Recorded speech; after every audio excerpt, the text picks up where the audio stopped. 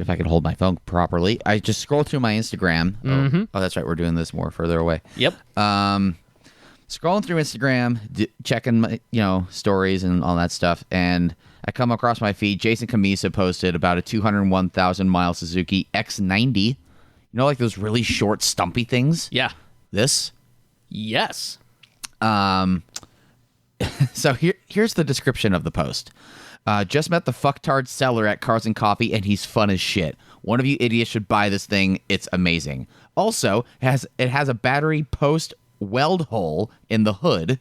It's that legit. Link to the ad in my bio.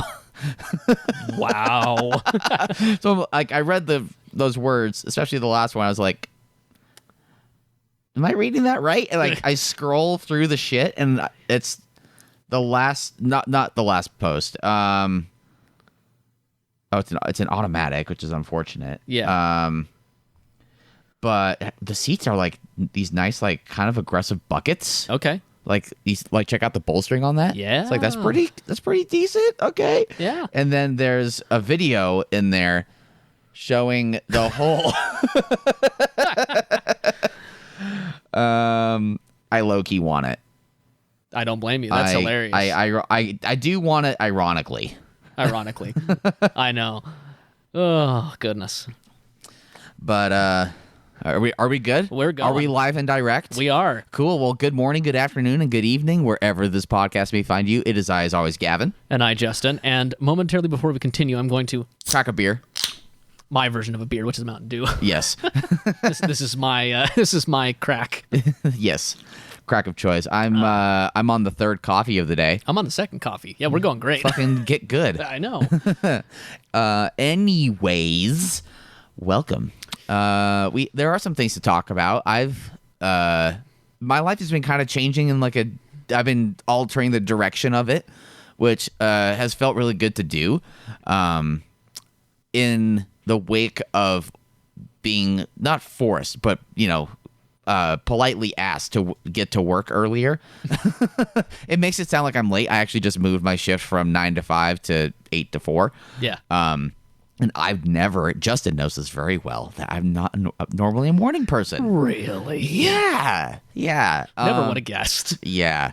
Hopefully that is something that as I exit my 20s, I definitely kick to the curb kind of thing. Yeah, yeah. And so I've been waking up earlier, and kind of what that's kind of done to me has made me want to change some other things in my life. And so I've been hiking more and getting outside and carrying a Camelback with me. And right now I have a Camelback with some cheese sticks and some grapes in it, just to munch on through the day. So I don't have these unhealthy snacks. I'm just just shifting a bunch of things. And so yeah, yesterday I went for a hike actually. At 9 in the morning. You should Google the Living Room hiking trail, so you know what I'm talking about. This is an audio only podcast, but at least so Justin knows. It is kind of by the University of Utah area in those foothills, and they call it the Living Room because at the end of the trail they take these slab rocks. I can't remember. I guess they're probably all sandstone, but they're just these flat slabs, and someone has made chairs, actual lounge chairs out of them. I don't know. I can't see Justin's screen from here. Yeah, I'm pulling it up and seeing if I can find the. Oh yeah, there you go. Yeah, I see just the flat slab rocks. Throw it up. And there they are, right there. Yep. Yeah, that's sweet. Yeah, it's pretty cool. And I have only heard about the hike. I've heard that it's a medium difficulty hike. It's not nothing crazy. Yeah. But I've just never done it. And there's this other hike that is in that area that my parents and I call it Colorado Road, because that's just the road that you park on. It's right in front of the Museum of Natural History. Okay. And it's a trail that goes behind the Museum of Natural History, and it kind of juts to the north a bit and circles around Red Butte Garden. And so that's actually, is it a longer hike? It feels longer at least. And there are some more steep parts to it. But I was going to go do that one. I kind of got a little lost because I don't feel like I've done it correctly by myself. I normally just follow my mom. Yeah. when we go. And decided to try something new and take a completely different trail. And while on the hike going up the hill, I saw people coming down the hill. And I was like, hey, by the way, like, where does this go? And they're like, oh, this is the living room. I'm like, oh, Well, now I know. oh, I've heard about this one. Okay, let's see what this is all about. It's a spot that would be cool for an after work hike for like a sunset kind of thing, because it's this gorgeous view of the Salt Lake Valley. It's not like Ensign Peak where it's just like there's downtown and there's the rest of the valley. Like you get like a lot of the foothills, and it feels like a completely different place. Gotcha. Which is pretty cool. However, the problem with doing that this time of year, especially with this heat wave, like I met up with a coworker at 9 a.m, and even like an hour into it, we were like, this is toasty, you know? So like doing it when it's like creeping into it's worse. So it's September 4th, the day that we are recording this, and it's still in the hundreds. We've had this, the entire West has had this heat wave that's come through, which we've been hitting or breaking 100 almost every day. So we've effectively been either tying or breaking a record per this day of the year every day. Yeah, because normally Insane. It should be generally about 10 degrees cooler. Yeah, it should be in the high 80s, maybe low 90s, depending on the day. Yeah. It's about 10 degrees hotter than that. And California is the same way. They've been up in like the mid hundreds on a couple of them, like mainly south, like Orange County and stuff. I have a friend that lives there, and he posted it. It's like one day hit like 108. Jeez. And that's, especially with as condensed as LA is, that's brutal. Well, yeah, and the amount of the power that air window units for ACs and stuff pulls, like, are they going to get brownouts? Yep. Or are they getting brownouts?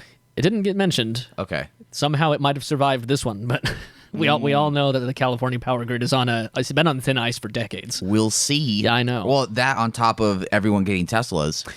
Yeah, actually, that is one funny thing this week. Is I'm sure you saw all the. Oh yeah, I did see that. California asks people to charge at different times. Yeah. And there was actually a debate that I saw on the podcast I mentioned to you earlier, where they're like, "Well, here's the problem. The problem is we look at like they want to be only selling electric cars by 2035, and that's obviously and that got passed. I know this week. I know. Yeah. So that's all fine and dandy, and to it, theoretically, and obviously that only includes new cars. You can still resell old internal combustion. They're just banning the sale. They can't. I don't think they can outlaw that. Can they? I mean, you could theoretically, but it wouldn't be feasible whatsoever. And they at least seem to have enough sense to know that. But the problem is, he's like, I went back 13 years. So that's 2035 is 13 years from now. And they're saying that within this next 13 years, they're going to make power adjustments to make all this possible and to make everybody fine and whatnot. Right. So I did the opposite. I went back 13 years to look at the promises they did in 2009 and 10 to fix this problem. And I can tell you that all they've done, if you look at like the curve of how much power we need versus how much we're consuming, he's like, they didn't do anything they predicted back in 2009 and 10 to fix where we're at now, let alone what's going to happen in another 13 years. Yeah. So he's like, we'll see. I mean, it's just going to be a throw caution to the wind and who knows. Walk it back. So he's like, I could almost imagine that a law getting passed when they realize that they're not going to be able to have everybody have electric car chargers in their house and have the system handle that, where you can only charge during certain hours by law instead of just, opting into it. Because you can opt into via the app on your phone with your car or via the power company to let them allow you when to do it. That's an opt-in thing right now. Yeah. But he's like, I could imagine it becoming a law because it becomes such a problem. Right. Yeah, we'll see. Anyways, either way, heat wave from hell and AC from hell, and like it's just been ridiculous. Like yesterday, I was detailing at 102-degree heat. It was painful, and I was telling you earlier, my truck display, and we all know, like, unless you're driving, the displays on your vehicle are not accurate to temperature. It's like when you walk out of the office after a long day at work, and like your car's been baking. Like, of course, it's gonna read like 30 degrees higher or something. Yeah, I saw a new record on my truck's display, which is 127, which tells you that it's hot. Fucking hot. Fucking hot. Yeah, it's not cold when it says that. No, not at all. Oh man, it was painful. But jeez. Anyways, well, and that's one of the reasons why I wanted to start actually hiking during these hot months, is because if I can do it now, I can do it any time of the year. Like I actually can do it in the winter because I actually have these. One of the Christmas presents from this past season was from my parents. These silicone. They're kind of like crampons, like by principle, I guess. Okay. Because like they're these silicone surrounds, like really stretchy and durable. You can stretch them around the bottom side of your shoe, but it has chains on them, like metal chains on them. Yeah. like for your tires. So we've already gone on hikes and stuff like this past winter. And so I definitely plan on using those for the winter. And also, like, if I can make it through like the heat of the summer and like sweat my balls off, like if I can make it through that, I can make it through fall. And like fall will be fall is going to be positively amazing. Fingers crossed, it's not going to be 100 degrees in October. Yeah, it could go either way. Yeah. I could either see this being as the lead-in, and actually the predictions are this could either be the lead-in to a really fantastic winter, because it will swing way far the other way, or... I doubt it. Exactly. Or it could just be a really lackluster winter, again, because our climate, not just climate in general, but even here in Utah, our climate has been changing slowly over the last 100 years to slightly warmer. Yeah, I mean, it's all relative, I suppose, but like when we were kids, like the late 90s and early 2000s and the mid 2000s in Utah were like, if you look at the numbers and like snowfall count, it was fucking insane. And like that was, I mean, for me being from Park City, like that was it. Like that's all I ever wanted was like crazy big winters, go, actually chasing powder and like, fresh snowfall and having great snow. Yeah. And actually having a meaningful winter. Like mud season sucks, but like then after that, like you get actual spring and then actual summer, and like we had like really distinguished seasons. And like now it's like, okay, the winters suck because we have shitty air pollution in the valley that sometimes a little bit of it creeps up to Park City. Yeah. No, like we hardly get any snowstorms, really. Like we don't get the snowstorms like we used to, and the amount of snowstorms have dwindled. We'll get like 3-ish big ones. Yeah. Like relatively big ones like a year. So, or like per winter. So, and I mean, I remember, speaking of early 2000s, back in 2001, the only snow day I ever had was in, I think it was either 2000 or 2001, where we had like 3 feet of snow. Yeah. And I don't remember when exactly it was, but I do remember like that was the only time. We only got one ever, and it wasn't that. Yeah. It was like later. It was like 2009 or something. Yeah. My siblings were fortunate enough to get 2 days in a row. I think it was like 4 or 5 years. There was something weird that happened up here in Davis County specifically, where there was a freak storm that shut a bunch of shit down. The tolerance for snow is different in the valley than it is in the mountains. Yeah, exactly. And down here, it was really their call down here that caused 2 days of shutdown was, I think, more major freezing than anything because they couldn't get buses started. And that was where they were because it was like -20 for those 2 days. Right. And so they couldn't start the buses and couldn't get school. That's funny because like at my house in Park City where I'm from, I'm actually not from like in the top of the mountains in Park City. It's more of like in the valley in the Snyderville Basin. Yeah. It's literally a basin. And as we all know from school, heat rises and cold sinks. So where does all the cold go? In the valley. Yes. In the basin of in Snyderville. So it would be like -20. Like I could count on, like, not like clockwork necessarily like on the day, but I could pretty much guarantee with utmost certainty that it would exceed -18 a couple of times in the winter, like where I'm from. So waiting out at 10 minutes to 7 in the morning when it's -20 like fucking sucks. So, and I think a lot of it might be the bus depots there. They might actually be indoor warehouses. They probably are. Whereas the bus depots here are outdoors. They do have like plugins for block heaters and shit, but that only does so much. Right. When it's -20. I had a block heater in my... Do I have one in my Fiesta? You do. I do have one. Yep. And I do have a plug. I had one in the Outback. Yeah. And I used it. I just haven't had a reason to use it in the Fiesta because I just park inside. And gas engines, honestly, aren't as susceptible as diesels. Diesels are the ones that are really like, fuck all. Yeah, but if you park regularly outside all winter, like it is just better to have one. It is. Use it. Because most of those block heaters, all they do is they warm the oil. So it makes it nice for the engine to start up. Right. For sure. Yeah. But diesels, it's not necessarily that. It's will it start versus it'll be better to start with it warm. Longevity and stuff. But yeah. Oh, it's crazy. But before we move into our big main topic, I was going to show you this quick little Do we have a big main topic? Well, the one that you mentioned earlier. Oh, okay. Talking about our upcoming... Impending film? Impending dooms. I saw this earlier in the week. Wow. So this was from The Drive, and this was an article about a 626,000-mile Cadillac ATS-V. So you think you drive a lot of miles? Here's the crazy thing about this. I actually didn't realize this until I pulled up this article now and proofread it a little bit. I did the math, and I was like, okay, 5 years, since 2017 when this thing was made. That's about 120K a year. That's about what a semi-trucker drives. Yeah. However, what I didn't realize, this car had all of those miles put on it between 2017 and 2019. 2 years. 2 years. Okay. So they basically found it it's on a Copart listing is what it was from. It's a salvage lot. So at this point it has a salvage title. Oh yeah, it's missing wheels. The hood is popped. It's missing a grill. But when they pulled up right here, the records, let's see, they pulled up the real VIN check. The records indicate that it wasn't driven at all, or that all those miles until 2019. So the car is a 2017 model year vehicle, and then it had no records of anything until 2019 when it popped up, registered in North Carolina with the odometer Spun all the way up. Yeah, to 626K. Yeah, and then in the past 3 years, it's only managed 60 miles. So which tells us that like whatever caused it to get into the state where it's on blocks and sitting there It was recent. Yeah, was within the past 3 years, and possibly like Yeah, but what happened between 17 and 19? I don't know. That's the question. 320. Let's do the math. So 320 or 10 some odd thousand miles. Yeah, 313. So 313. Okay, divided by 365. Motherfucker, somehow that car got 857 miles a day.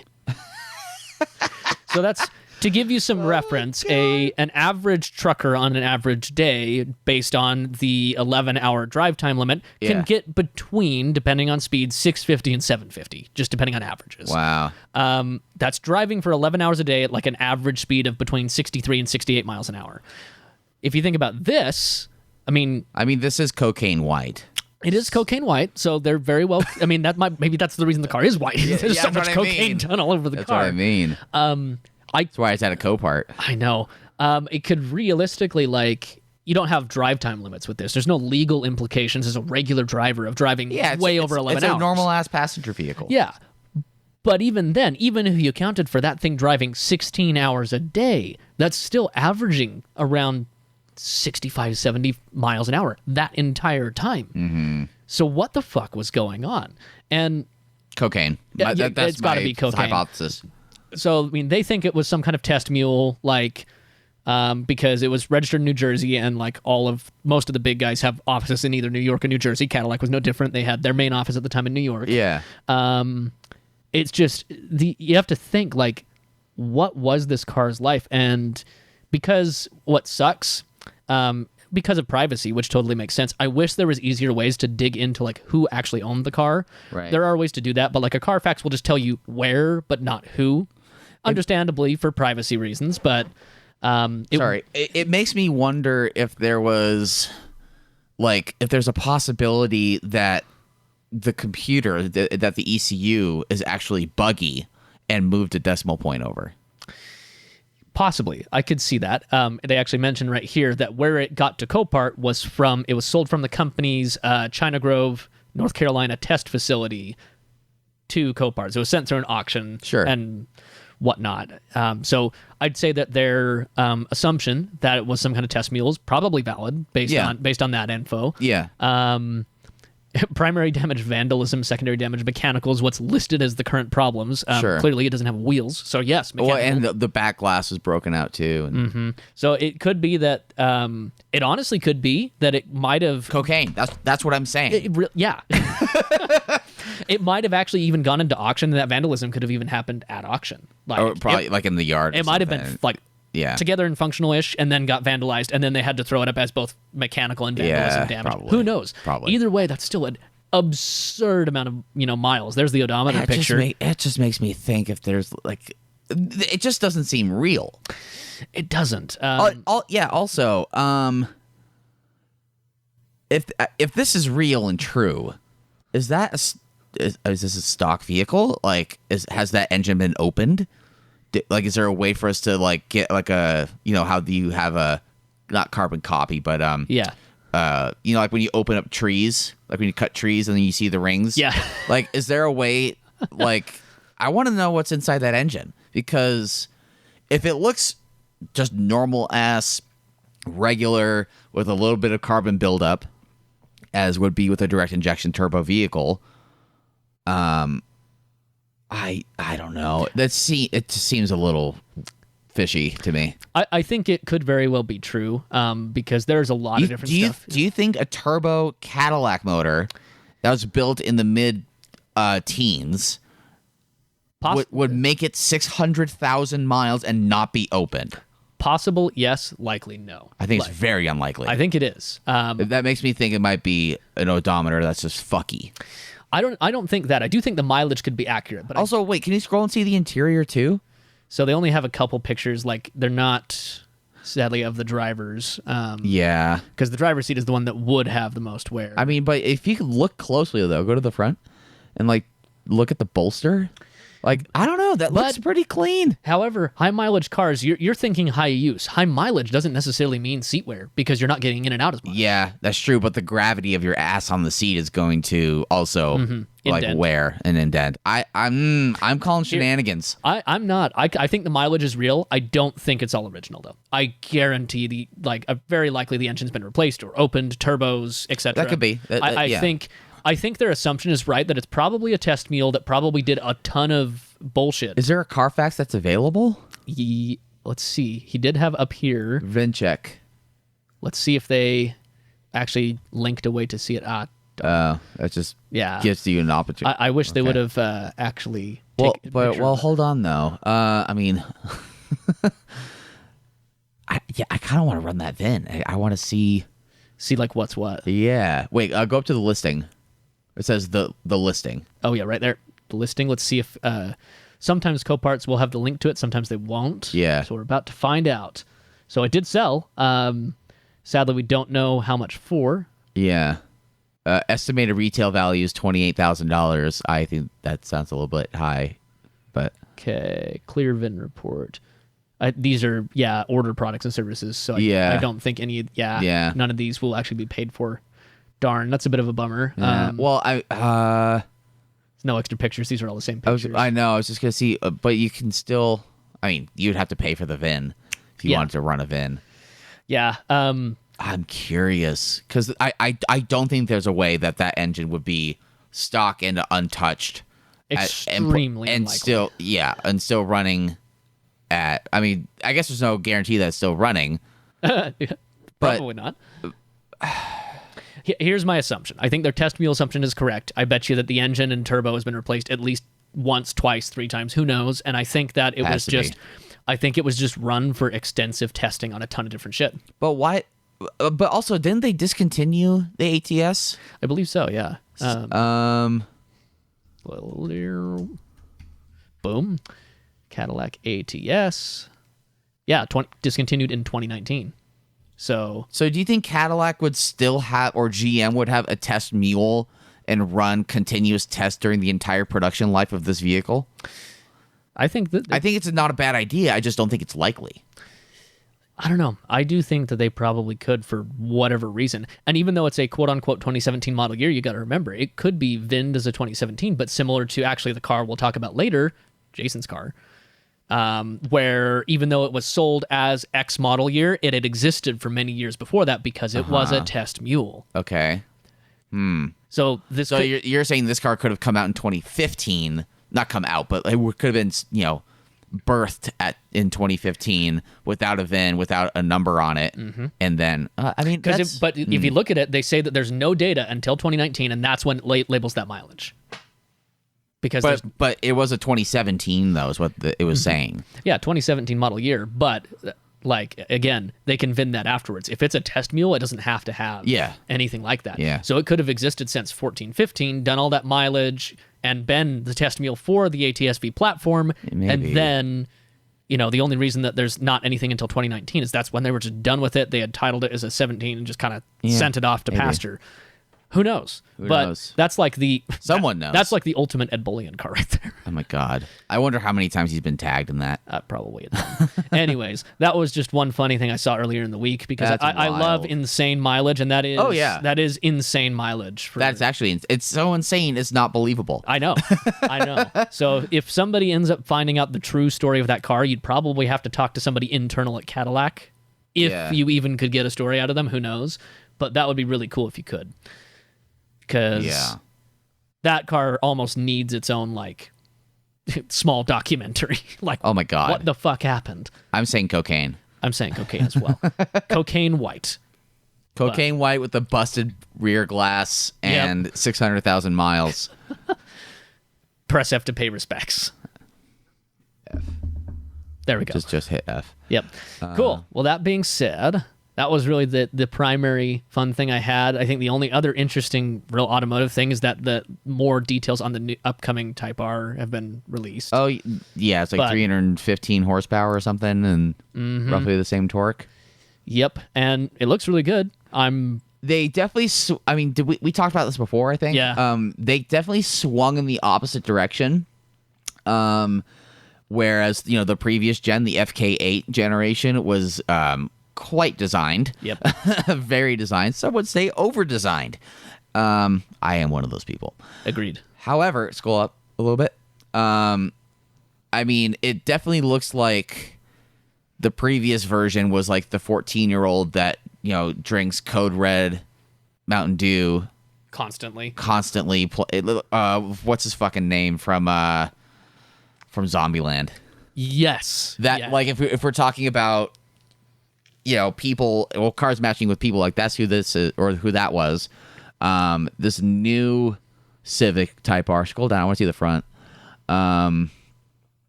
Or there we go. There you go. Yeah. I'm not saying it's handsome because it's still based off of the current generation Civic, which looks like it has an extra chromosome. Yeah. But however, the people who would have, the proprietary people that would have been in charge of the Type R, they made well with what they were given for this generation of Civic. I think it looks decent for what it is. I do think what's funny though, It's a lot more tasteful. someone pointed this out to me, which is something that I didn't notice last time. 3 pipes. And somebody else didn't know. Oh. Actually, this taillight design looks very similar to the Stinger's taillight design. Well, not just the C part, but how it like wraps all the way around up top. Well, it looks. Don't take this personally. That's fine. A mix between a Stinger GT and the Dodge Dart. Mm-hmm. Yeah. No, I think so. I think they seem to have taken some rear-end inspiration. And this has become even more of a thing where it's got the tail light top extends all the way across as a light bar-like thing, but it's really not Like a a light Charger. Mm-hmm. Yeah. But it's really not a light bar. Whereas the Chargers and a few of the others, that is a light bar, so it surrounds the whole thing. But the Stinger was this way, where although it extended kind of across It just the had middle, the red plastic It was just covering. a reflector. Yeah. Yeah, is all it was. So definitely interesting. Just I'm really excited to try one of those out. That actually genuinely looks interesting to me. And, I mean, who knows? Maybe it will be the Honda. I actually really like the interior. I love the classic throwback vents. Like how they have that... I didn't like it as much at first. The interior is starting to grow on me more with this generation of Civic as a whole. Mm-hmm. They still have a tablet that's just slapped on the dash. Fucking hate that. It kind of is what it is at this point. It's become the automotive trend of the decade. Yeah, I mean, the screen-to-frame ratio is less shameful than it used to be. Like, the Mercedes, actually, is probably the worst offender of that. Just these crazy huge frames that go around this, like, medium-sized screen. It's like you could have saved so much, like, visibility and, like, greenhouse Bezels vibes. for days. Yeah. That's great that it's red flooring. I know. Red flooring, red seat belts, and red seats up front in this particular car, at least. Yeah. The previous gen Type R basically was a more or less normal Civic interior, and then these crazy red seats. Yep. Really aggressive seats. I've heard decent things about the Civic Si we're on the 11th gen, I think. Yeah, I think I so. think the last FK8 was 10, I Yeah. think. I hear good things about the shifter, about the new car, decent steering feel.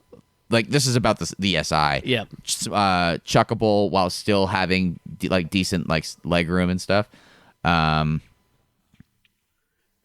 Definitely does makes me wonder. I mean, it looks good. It's decent. I would like to drive an old one and the new one because we've only really had 2 Civic Type Rs in this country. We have had Integra Type Rs. Yeah. Maybe that's our next generational film. We get Brad's yellow Type R. Yeah. And then we get an old FK8 stock and then one of these. That would be sweet. That'd be cool. I would love to experience it because like I've just The old one, the FK8, was numb but fast. It was really easy just to hop in and just go. see, and I've never sat in one or been around one. My only Yeah, experience, because you don't like Japanese cars. ha ha ha, so funny. my only experience with one of That those. was a joke. Yes, my only experience with one of those was I was supposed to detail one once, and then homie just ghosted me for an hour, and then responded 2 days later. Oops. Like he never showed up, never responded, never answered phone calls. 2 days later, texted me back, "Hey, sorry, I had something come up." I was like, "Cool. Well, you're gonna have to." Thanks for wasting my time. Well, I just said I do what I do with everybody else. I said, "Okay, cool. Well, since this was a first meeting, we had never done business before, and since you ghosted me, I'm going to need a deposit up front. Otherwise, we're not doing it." Yeah. Homie never responded because, of course course, not. homie doesn't value my time. So he doesn't therefore, value you at all. Yeah. exactly. So therefore, I'm not going to value his. Yeah. So either way, I definitely need a better experience than that with the cars. Yeah. Not that has anything to do with the car more We than can the owner. definitely arrange that. Well, the new one is, we'll have to see who gets what Yeah. and what I can manage. But Crazy. yeah, Okay. man. Yeah, normal wireless charging kit. Yeah, all like normal stuff. I actually do like this interior overall better than the previous one. Yeah. I think- the previous one actually reminded me more of the Accord. Yeah. Like Sasha, like my good buddy from Belarus. I've known him since 2004. Actually, it's that car's coming up on 10 years of him owning it. That's crazy. Yeah, he's put well over 200K on it. And yeah, he has a 2013 Accord, and like the interior, like the design language from that definitely transferred over to like the 2017 era of like Civic Type or Civic in general. Yeah, I think the screen wart, as I kind of call them, the screen tacked on top of the dash, that beside, I think this interior overall and the car overall is a lot more buttoned and handsome and a little less childish. Yeah, can you go to like show attack? I want to see what like the gauge cluster really looks like. If they have it. Interesting that they wouldn't. Interesting. There's the center. Yeah, they went back. Go back again. Or I guess yeah, that's close. Yeah, that's better. Maybe go to Google Images and just look up 2022 Civic Si. I know it's a different thing, but like gauge cluster. There we go. I just want to see what that looks, because like they'll basically in very typical fashion take what's the normal one and just make it red. Yeah. Okay, yeah, like really clean and crisp. It looks like it's a screen. It is a screen. Just it's like- an LCD, I think. Yeah, just like everything else is gone these days. Well, the new GRs, the Corolla and the Yaris, are like really fucking basic. They look extraordinarily cheap, but crisp and like bold mechanical clusters. Yeah. Okay. Which, by the way, just this past week, the GR Corolla and the new GR Supra 6-speed debuted here at UMC. Oh, nice. Okay. You didn't see that? No, I did not. Oh yeah, they were like Kristen Lee from The Drive and like a bunch of other journalists. Savage Geese were here. Nice. Everyday Driver, of course, were out there driving it. So that embargo on both cars. I want to say it's like the September 7th is the embargo for the Supra, and the 14th is the embargo for the GR Corolla. So on those days is when everyone is going to drop their videos. You'll hear all about it. Okay. No, I mean, looking at this, I think the gauge cluster looks decently handsome. Yeah. It's not a Maybe bad... swipe out SI for Type-R, and maybe Google Images has better photos of the actual Type-R. There we go. Okay, yeah, they did. There you go. So- FL5 is the chassis code, I guess, for that. So this is something that a lot of people seem to be doing. That's clearly a race mode. Yep. Where if you've seen like the new Mustangs, McLaren I think was the first one. No, Ferrari actually was the first one to have that kind of thing in like the LaFerrari. Mm-hmm. They had this kind of like this tube that comes up at an angle and then levels out like at the kink and just carries over to the right, that kind of thing.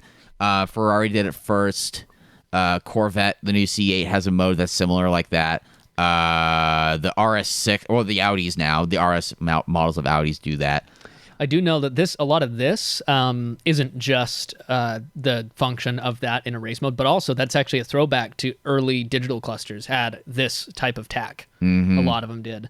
So it's somewhat a throwback. Well, it's to compress like the stuff that's below 3,500 RPM because when you're on a track, you don't need that. And Exactly. you need a really clear distinction between RPMs when you're 4,000 and up. So it looks like this, red line's at $7,000, which is on par, I think, for a turbo Honda, for a modern turbo Honda. Yeah, it's better than some, worse than others. I think that Yeah. it could have been a little higher because it is a Honda. I think if you and I did like an old versus new of like Brad's Integra and this, you'd be like, where's my RPMs? Where are they? Yeah, that's actually funny enough. My other friend named Gavin that has his white two-door. That's his thing. Is he's been a classic Honda owner for forever, and that's he's got a Civic Sport. He does, and so it's a base model. It's not a fancy one by any stretch, but that's the biggest thing he misses is the RPM he used to have in his Prelude. Yeah, but it's a his a 1.5 turbo. It is. Okay. Yeah. So he knew that going into it, but he's like, it's kind of sucks because although it gets great gas mileage and it has more power, that's why the old shit is going for so much fucking money because that doesn't exist anymore in new cars. Nope. That's why we have $60,000 Civic SIs from the 90s. And I do think it's funny that there's new cars, even new turbocharged cars, that have lower red lines than my Audi. Because my Audi's a 7,000 RPM red line. And that's a turbocharged car from the 95. Yeah, but it's an odd number cylinder count. True. And those like V10s rev really high. And that's just a derivation of a 5-cylinder.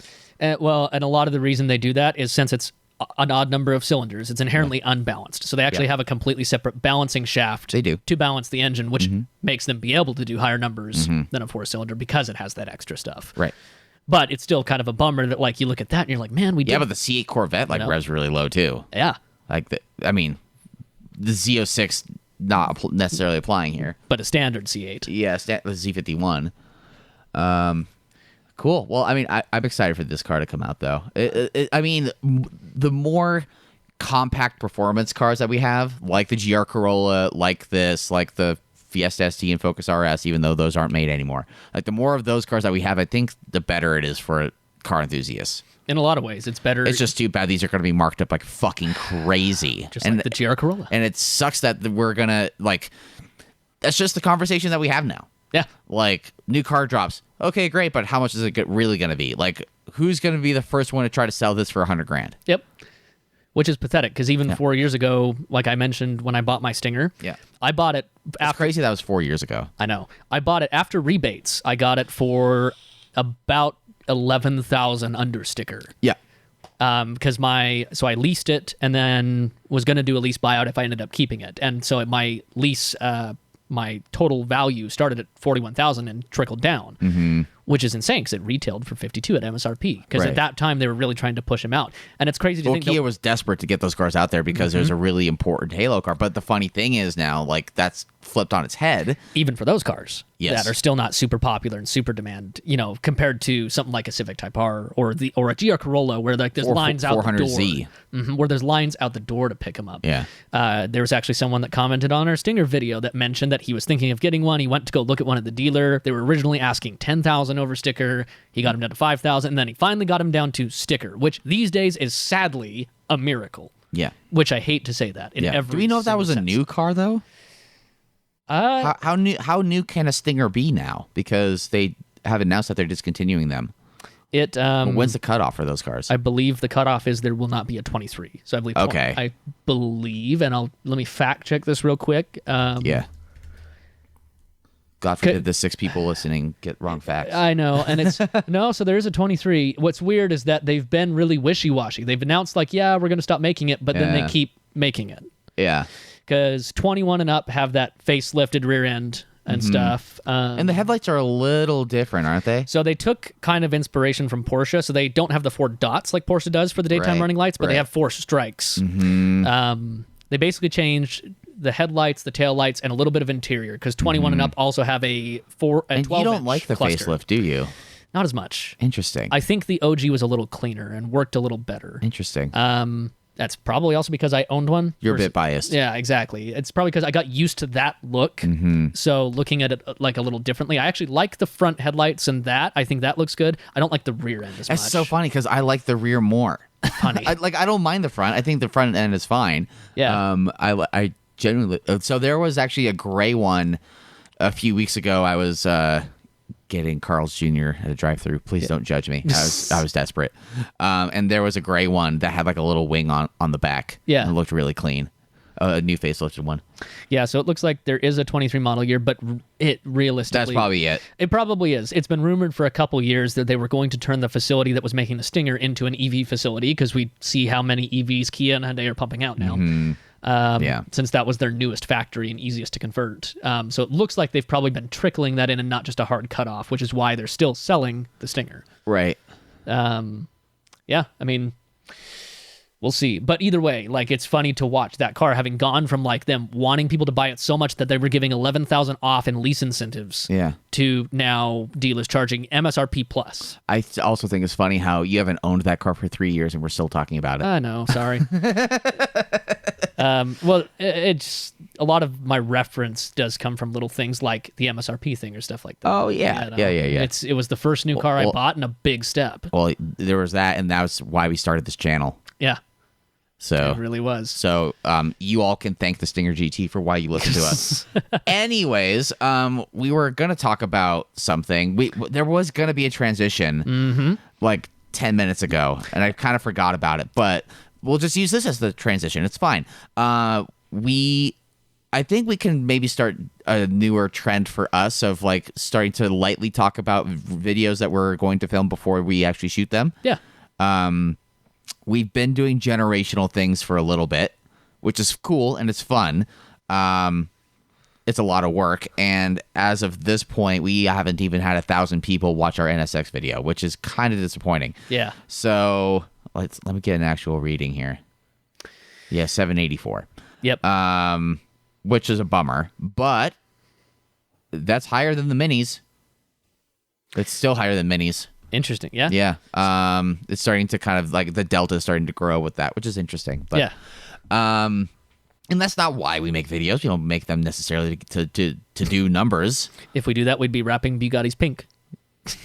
Shade, dude. No, and I don't mean that as shade. Hey, James, Justin said it. I didn't. Okay. I don't mean it as shade. I mean it as realistic. It's flashy. It's different, and that's what sells shit. Yep. And he knows that. He's a smart dude. Oh, James is a very smart dude. Very nice guy. Yeah. Love James. No, we do this because we want to make videos and we want to have fun doing it. I want to drive people's cars. Yeah. I want to drive cars I can't afford. Get experience. Fucking sue me. No, please don't do that. The thing that I'm alluding to, I actually, I don't know if you want to keep this in the podcast. If you want to edit it out, it's fine. Okay. If you don't, I understand too. I had a thought the other day while driving around. This is how fucked up my sense of humor is. Great. I thought about like playing with the algorithm and like with thumbnails and stuff and with the titling, and this would absolutely get us demonetized. Probably get blacklisted from entering certain algorithms. Definitely age restricted for sure. Gotcha. But like, what if we did a thing of like doing the YouTuber face of like, oh my god, oh my god, like you know that. Yeah. With like a car in the shot or in the thumbnail, like that's all like blurred out or whatever, or blacked out, and then like the just in big capital words, just saying like we tried to kill ourselves. Oh boy.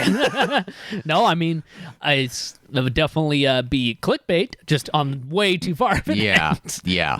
No, I actually wonder if that would happen, because I have seen people do crazy, cringy shit like that, and I'm like, yeah, well, Logan Paul in the fucking Japanese forest. I still saw ads on this shit. Like, wait a minute, there's still it makes you wonder what would happen. You can only get away with that if you're big enough of a creator. And there are still like really big creators that still get fucked over. You have to be in the top 5 or top 10. Yeah. And even sometimes it's not even a guarantee. I mean, what he's alluding to is that we're thinking the next film, not thinking, it is planned at this point, is going to be two cars that are a bit... You're keeping that in the podcast? Oh yeah, we're keeping that in. No, I don't think that was the worst thing, because we did stipulate pretty clearly that like we're not going to do that. Yeah, I guess so. I think, but that's just like showing my vulnerability and where my sense of humor really lies. But the two cars we're looking at doing are we'll call them I would almost call them non-traditional death machines, because there are the cars that you would generally They're not think cliche at least, because when Yeah. you think of like a car from the manufacturer that was like known to be a widowmaker or tried to kill you is like the 930 Turbo from Porsche or the first generation Dodge Viper, or really most generations of the Dodge Viper, really. Yeah. Except for probably the very newest one, because the newest one does actually have safety features and more than the rest of them. Well, yeah, they didn't get traction control until Gen 5. I know, which is crazy. So there's that. So these specifically, do we want to completely name drop them? I think we can. Okay. Yeah, give the people something to listen for, look out for. So The 6 people that are listening. there's a couple times on this podcast, even this newer generation of podcasts, that we have mentioned a car named the Roscion Q1. That has been kind of a bucket list car for me ever since we first drove it 4 years ago. Right. And we've never actually been able to finish the film for various reasons, where the car decided it didn't want to finish the film. The first time it tried killing me and my friend Paulina, who was riding shotgun. Mm-hmm. The second time it spun a bearing. As far as we know, yeah, it effectively spun a bearing on the lower end. And that was while we were out shooting. Yep. Like this on the so it started to make a slight ticking noise on throttle like before we got to handle it, and Yep. Jason made a mention of that, saying like it makes a little knocking noise, don't worry about it. Then I noticed as I was driving it. I noticed first with Jordan. And then as I was piloting it around, I noticed it starting to get louder. So I Got said, way hey, worse. Let's cut it. Let's try to just limp it back. So we made it about a quarter of the way back, at least from as far deep as we were into East Canyon. Oh no, we were all the way through East Canyon, and we were on the yeah, because there's me and you, Jason the owner, Dave and Jordan. Yep. And I can't remember who was driving actually, because while I was driving, it got progressively worse. I did like a real top speed pull, so not top speed, but like a real highway pull. Mm-hmm. And I had my Stinger, so I was the one doing pilot car that day. Like Stinger. My Stinger was there with us. Yeah, I have a photo of it from when we were loading the Roscion, and my Stinger's parked up front. Why were we using? Because we had already filmed rolling shots. I believe so. I'm not sure. All I remember. I have a hard time thinking we would have used rolling shots for that. No, you did have your Stinger. Mm-hmm. Okay, sorry. This is starting to come back to me. Yeah. So we made it from right around the East Canyon Reservoir all the way back out the Morgan side to about halfway down the stretch of 84. We basically got to the mouth of the canyon. Yeah. And then pulled over there. That's when the car said it was done. Jason radioed because we had our walkies and just said, "Hey, car's done. Let's pull over." Did it start blowing smoke? It did a little bit. Yeah. So that's when he just cut the engine, pulled over on the side of the road. I was in the Stinger at that time, and I think I saw the smoke from outside.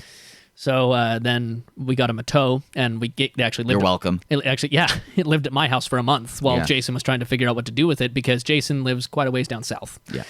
And we are not down south. And it would take quite a bit of a tow bill to get down there, because that's about 45, 50 miles or so. From that yeah, point. but I supplied AAA. Like we would have been fine. No, they still have a limit of 25 miles though. Most of them. So like for Not instance, mine. Oh well, that's been my experience. Mine is like 200. Okay, well either way, Yeah. that we decided to do that because he didn't know where he was going to take it. And then it ended up hopping around, and the engine finally got rebuilt after quite a long and arduous story that deserves a video in and of itself. I mean, is there anything that you're comfortable discussing here? Because this is the place to have that kind of conversation. True. The Cliff Notes version would be, it went to a shop in Centerville. That shop gave an asinine bid just to tear down the engine and figure out what went wrong, and that was it. We're talking a 5-digit number to just pull the engine out, tear it down. There was the other supercar exotic that was out in Illinois that charged him like 11 grand just to look at it. That was the one in Centerville. Okay. So basically that was the first one. He got that bid from a shop here in Centerville that has like a good reputation because they have an inbuilt machine shop and a bunch of other stuff. So there's no doubt they could do crazy work, but their charge to just pull the engine was insane. Yeah, it was nuts. So then he got bids from the guy in Illinois, and that was like 5 or 6, but he'd also have to ship the car out there. There was a bunch of resulting in probably more. Yeah, there's a ton of other like question marks there. Yeah. So he took it home, and basically through a couple chain of events, it went to one individual that pulled the engine out, got it disassembled, figured out what went wrong. All the pieces went to another individual to rebuild the engine, reassemble a bunch of stuff. And this individual that is kind of heading that project is actually more well known in the state of Utah in the car scene than you might actually think. And from there was a litany of problems, from missed communications, cars sitting with windows down outside for kicking months. the can down the road. Mm-hmm. And then it basically ending up back in Jason's hands after just only about half of the work that was supposed to be done getting done to it, with a missing clutch and a couple other weird things that he had to sort out. Went ridiculous. to a fourth person at this point to end up reassembling it, and then a fifth person to tune it, because he decided that if he was going to go through this process of rebuilding it, he might as well add traction control, because the car didn't have it to begin with, and tune it and kind of get a little more out of it, because why not? At that point, when you're this far into it, you might as well. So it had that was about a span of 2 years where the car hopped around from place to place, had a ton of shit happen to it. It also at the main individual's house where it sat for so long, it got backed into. That's right. Yeah. And had a problem with the when it was going up on the tow truck, it cracked the front lip. So it got repainted after both those incidents. And then he also got into a fender bender because of someone else. Because then week one of the car being truly dialed, tuned, and everything like that, about just under a year ago at this point, he was going to one of his first car shows in the car, and someone that was in front of him pulled over to the right and then immediately banked left to do a U-turn without checking anything, and he hit them, so then the car had to be repainted again. The car so cursed. The car sadly is very cursed, but which leads me to, we haven't been able to ever finish anything. This has been our white whale. We've tried. This will be the third time we have attempted. Yeah. And fortunately, he's a really cool guy, and he's willing. Jason is one of like the kindest, kind-hearted, sweet individuals that we've actually ever had the fortune to, contact and utilize for a video shoot. We've been extraordinarily blessed by people in the past. People that supplied cars for the Audi film, the NSX film, the Porsches that we shot, the cars that we've been able to just show up at somebody's house, pick up their car, drive it, and return it for the day. That's fine. And that's been amazing. Jason he's always been there, but we've always wanted him there. Yeah. He's never been a burden. He's never been, breathing over the shoulder. He's never been like, hey, tapping his watch, like, hey, I got to go in like 2 hours. He's always been like, he's always been particularly enabling of us to do what we do, and willing, to help out, and also like his perspective on life and everything else. He's a genuinely good individual, and so we're happy to be able to finish this car. But one of the problems is we didn't, at this point, being how much we've gone through with this car and whatnot, we didn't necessarily want to do just a highlight on this car. It's kind of from when we first started trying to shoot this car to now, we've kind of changed our content a lot. Oh yeah, we have, and we've upped our game for sure. So Gavin had the idea, wait a minute, so the Rocion's a bit of a death machine in and of itself. Yeah, and we could do a solo thing on that, and give us ourselves a sense of closure and do all that. But the jury, in my opinion, is still kind of out whether it would be doing the car more service to, have a solo thing on it or make it more interesting and pair it up with something. We could just have a film of Justin falling in love over and over and over again with this thing, because this is the one thing. Justin is such a glutton for punishment, and also not considering we do a lot of sports cars, that's not really where your heart lies. I'm very much a pragmatist. I like the balance of a car that can do everything, 8/10 of everything. My idea of a fun car is something that is lightweight, potentially has no power steering, sub 3,000 pounds ideally, but if it goes above 3K, so be it. Yeah. In the right circumstance. But small, lightweight, naturally aspirated manual gearbox, chuckable, just fun, just pure fun. Yeah. Your idea of a fun car is something that's probably in the neighborhood of 4,000 pounds with 350 horsepower that's turbocharged and manual and all-wheel drive. Yes. I guess the best way I could describe it is I like the car that can do a little bit more of everything, even though the differences are not necessarily huge. Well, and I'm talking about not just what our car tastes are, because I also like fast wagons. Yeah. I love fast wagons. But at the same time, what my definition of a fun car is and what your definition of a fun car can be or what will be are two completely different things. Yeah. I like the BRZ and the Miata and the S2000 and Lotus Elise, and you're over here yes, but big Audi sedan, boat. Or Stinger, or etc. Or Stinger. I mean, your Saab is not that lightweight. It's smaller in footprint, but it still weighs 3,400 pounds. which is crazy to think about. Yeah. It weighs more than your Fiesta. A lot more. My Fiesta is a 2,700-pound car. Yeah, so it weighs a good 700 plus pounds more. Yeah. Being relatively the same size. But this is the Rossion is the one car that has kind of jumped out of what would typically be my foray. The exception to prove the rule. Completely. Definitely. I think it's because it swings so far the other direction, and because I do, coming from the trucking world, like love a little bit of things being a pain in the ass, like mechanically. I have this. I like to like tame a mechanical beast, I guess you could say. That's why I like... A lot of us do. Oh, that's why I like in semis. I love driving a non-synchronized transmission because you have to actually like learn it. It's not just like getting in any other manual car where besides like maybe learning the clutch a bit, most everything else is the same. You have to be on your fucking A game to shift it properly. Right. And because this car it does have power steering, but it has manual brakes, so no assistance there. A manual clutch. It has, as far as it does use fluid, but no like extra assistance to it. It doesn't have an airbag. It doesn't have traction control. It doesn't have ABS. It is the only safety feature. It has two safety features in the entire vehicle from factory. Yep. It is the racing harnesses. Yep. And a nicely, I don't want to say decorated, but a covered roll cage. Yeah, it has a factory inbuilt roll cage that's wrapped in Alcantara. Yeah. And the car came like this. There's a total of 79 that were sold. Okay. And they don't have VINs. So the story of that car basically... All of them don't have VINs? They have chassis numbers. Okay. So no official VIN because they were a kit car. Because Yeah. they were basically bodies that were bought from Noble, shipped to South Africa, changed and assembled to a different body and slightly modified, shipped without an engine to America, and then transplanted with the twin-turbo V6 and Getrag 6-speed in America. Such a weird company. Such a weird company, but that's how they get around all the rules. Because this car has no pedestrian safety bumpers, it has no Right. crash structure. It's entirely a race car. It is a chassis-built race car. Yeah. Because even the regular Nobles that were sold on the road have those things implemented because they had to be VINed cars. So it's a carbon tub that has full racing harness, that has roll cage and everything like that. It's one of the closest things you can get to just a race car for the road as far as how ridiculous it is. And it's set up with adjustable wishbone suspension from factory. Like it's like that. You can tinker with everything. You can change everything, and it's nuts.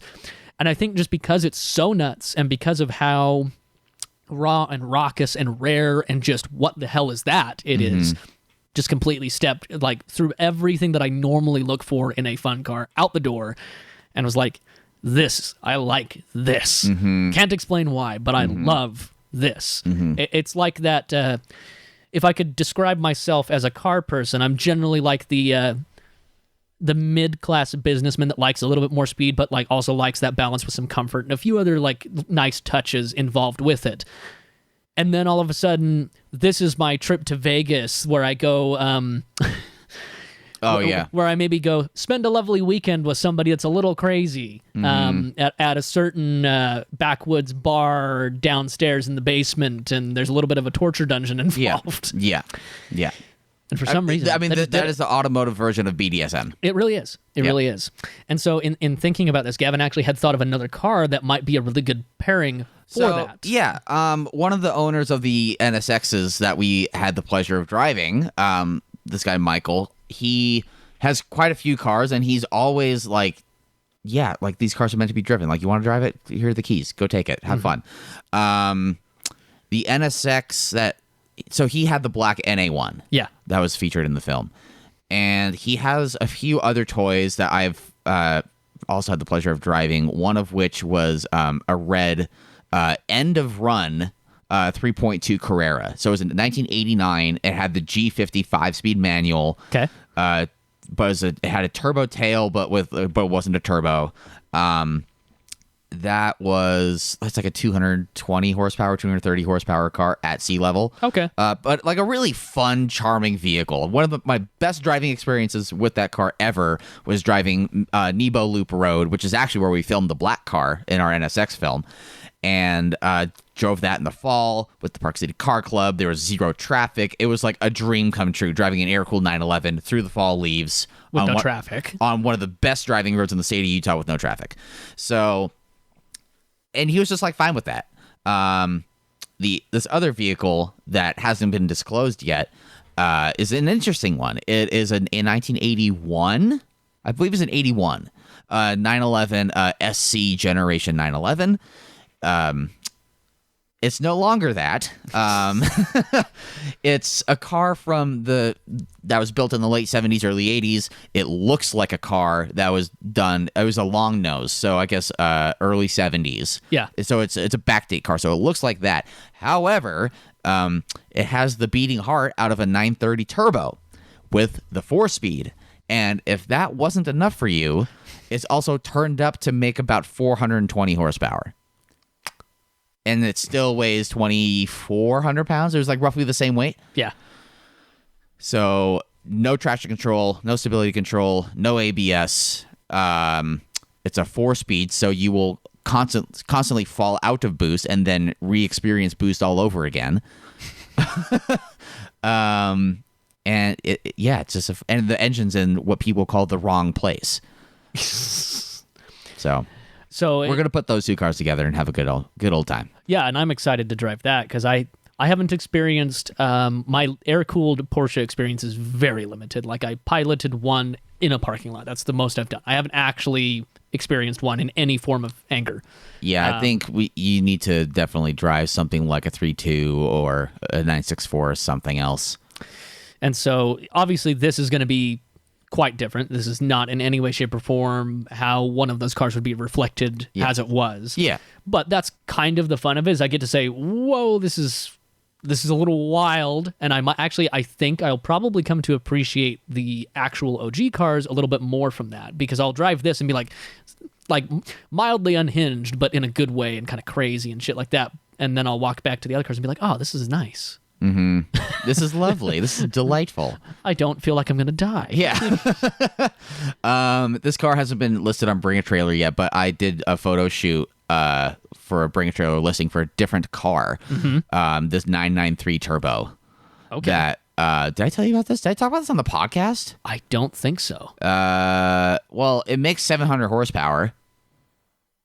What? It's a maroon, or sorry, is it maybe even arena red?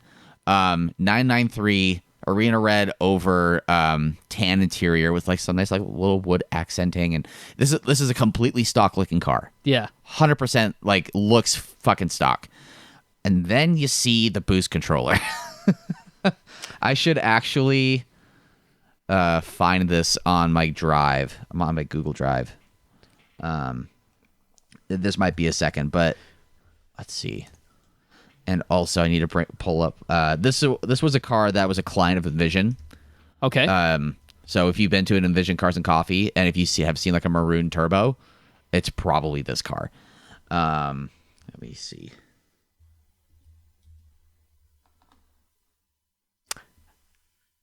Ha, cool.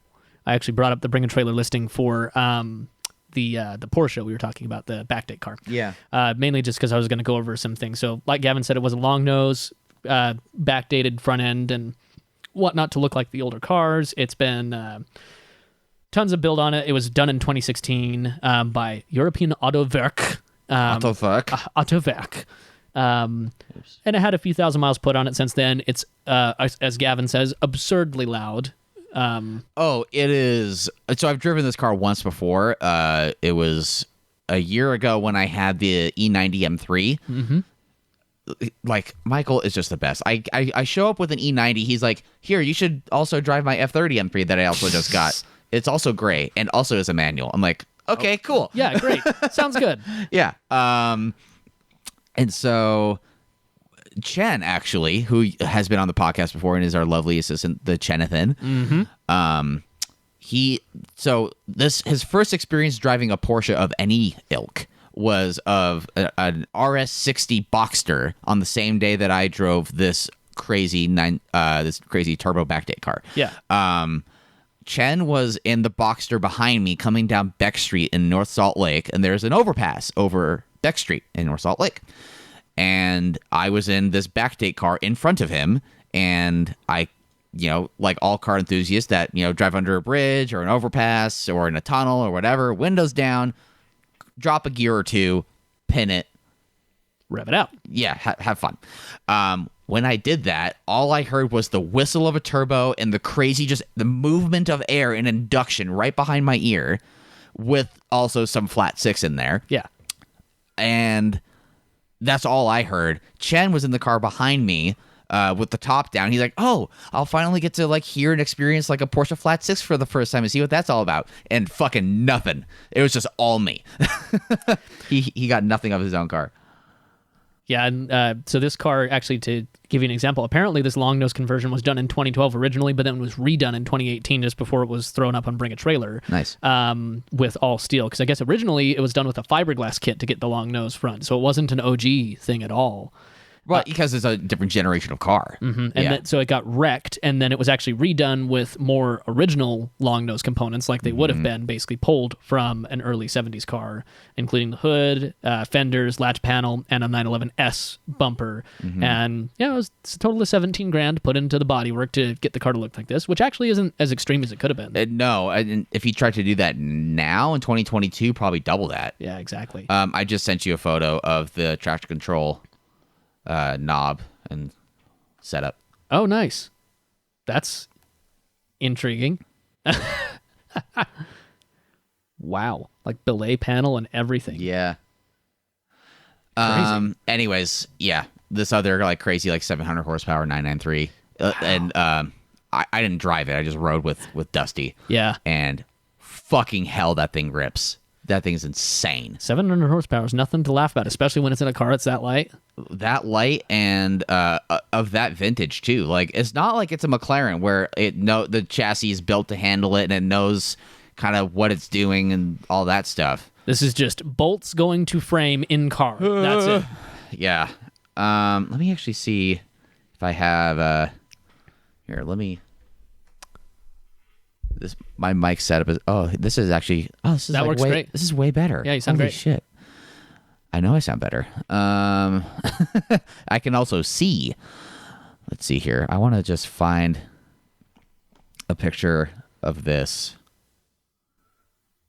Come on. Well, actually, no. If you, well, I don't know if it's quicker to send you to my Instagram or something. If you wanted actually just to see the car from the outside. I'm good with whatever's easiest. I'm moving. I'm trying. I'm working with a 12-year-old laptop here, so please bear with me. But either way, we're gonna. So these two cars will be featured together. The Roussillon, to be clear, it's the Roussillon and this the backdate car, which is this gorgeous powder blue. I actually liked it before the livery, but it's this backdate car. This is powder blue. It actually has a Gulf livery on it, like the orange that goes with the blue. It's a whole thing.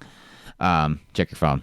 Gotcha. And it'll be really interesting because it'll be basically comparing. Although the Roussillon is, it was never. I would never call the Roussillon stock because like stock is such a variable term for a car that's that low volume that is that custom from the get-go. Yeah. You know, but basically comparing two kind of crazy death machines that are both pretty lightweight. Yeah. Rear-wheel drive. With both engines in the rear-ish, but they one's are behind the driver. One's rear engine, one's mid engine. One's really far behind the driver, and one's also a one's also a transverse engine as well, kind of like an original NSX. Yeah. Ooh, that's a beautiful maroon. Yeah, is that arena red? I don't know. All I know is it looks gorgeous. It looks great. Well, it's because it's just corrected by Dusty. That's why. That's why. The dude does good work. And let's see. Shout out to Dusty at Envision. I think that is arena red because all the photos I pulled up here look like that. That's a beautiful color, though. Yeah. That car's been driven, too. It's got like 40K on it. Nice. Yeah. I appreciate that. The owner of that drives the shit out of it. And they also have a 992 turbo as well that they like kind of swap back and forth. Nice. So that's what's kind of coming up is us comparing those two cars. That shoot is about actually a month away from today. Today? Yeah. Less than that. Today's the 4th. Well, yeah, but it's 4 weeks out from now. Yeah. To get to the beginning of October. So effectively a month away when you account for weeks.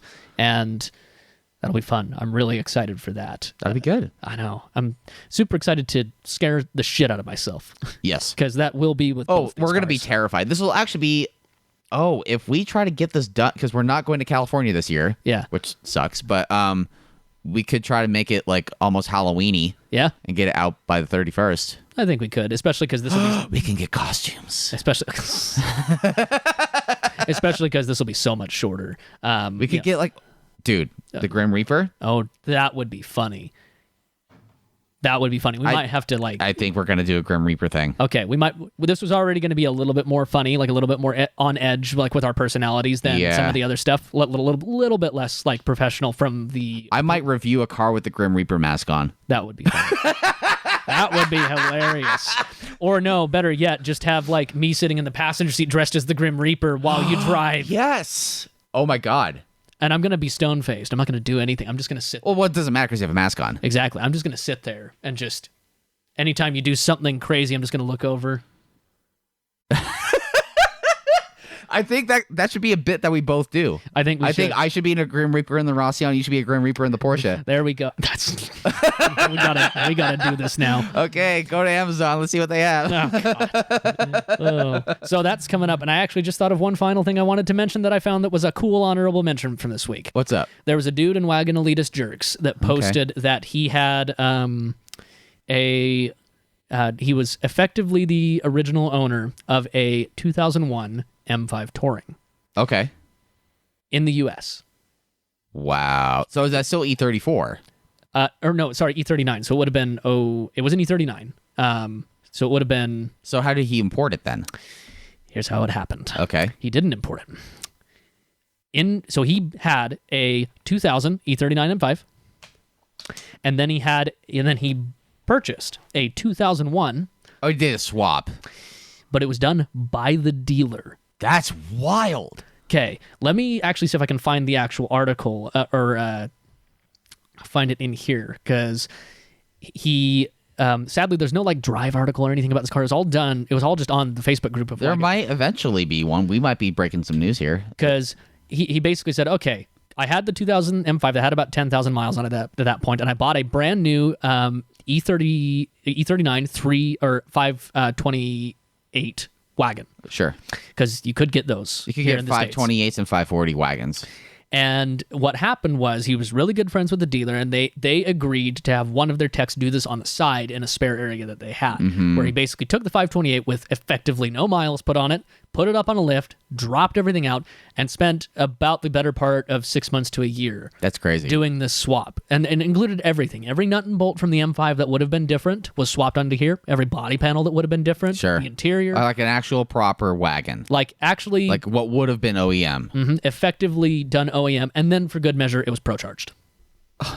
Because it wasn't fast enough. Because it wasn't enough already. Yeah. That's cool. He didn't mention the pro charging happened at some point later. It wasn't done at the time. Yeah. But he effectively had as close as you could get to a factory E39 Touring here in the States from day one, quote unquote. That's fucking cool, though. That's wild. Yeah. And the fact that it was done at the dealer, too. Yeah. So it used all original parts. There wasn't any trickery or fuckery. There's no warranty with that. No, naturally. The warranty was out the window. Yeah, but if he has enough money to be fronting for this kind of thing, then he very much, like, he doesn't give a fuck about the warranty, clearly.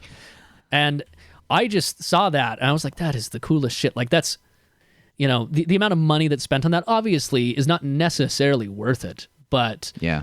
At the same time... Well, define worth it. Yeah, defining worth it is difficult, especially when it's effectively, again, without importing it, as close as you could get to having that car from factory in the States. I see a value in that. You're creating something that definitely didn't exist it's not some like haggard ass backyard, Hong Kong spinny boy bolt on to some fucking backyard fucking Fox body project like no one fucking cares about.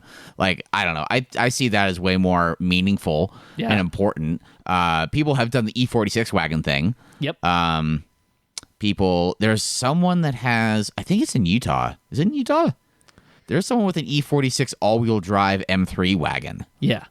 Which is fucking nuts. That might be a Cali car, actually. I might be getting that twisted, But either way, I mean, the fact that he seemingly has all the documentation from new of like the dealer doing all that shit, that's what's so cool. Oh, no, this is like every wagon enthusiast, every BMW enthusiast, every wagon enthusiast fucking wet dream.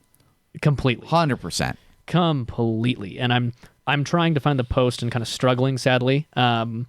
I'd have to do a little more digging, but I will find it and see if maybe I can update a little later. Either way, I just thought it was the coolest damn shit. Yeah. Like, that somebody actually wanted that car enough to go through the effort to pay the probably absurd 20, 30,000, who knows how much, to the dealer to have all of that done. Mm-hmm. It's just so cool. And, yet again, it makes me wish we, from factory, got more wagons here in the States, but Yeah. it's always dwindled. I mean, it's always been dwindling since day one. We in the States grew out of station wagons once minivans, and then SUVs. crossovers and SUVs became a thing. SUVs first, I think. Yeah, it went, minivans, SUVs, because the real big SUV craze started in the late 90s with a lot of the Suburbans and Expeditions. Yeah. And then just kind of continued. But either way, it's cool. So. Well, sweet, man. Well, how long have you been going for today? Our longest yet. We're at almost an hour 20. Oh, fuck, cool. Well, this did feel a little long, but we definitely kept talking about stuff. So, if you thought we talked too much, if you thought we talked too little, get at us at Exhibition of Speed on Instagram, mailbag.eos@gmail.com. Let's see. I don't know. I don't have anything else to really plug or talk about. Yeah, stay tuned for next week. I don't know if you want to come up with more games and stuff. We might, but we'll see. We will see. Until next time, I've been Gavin. And I've been Justin. And this has been the Exhibition of Speed podcast. Goodbye. Bye.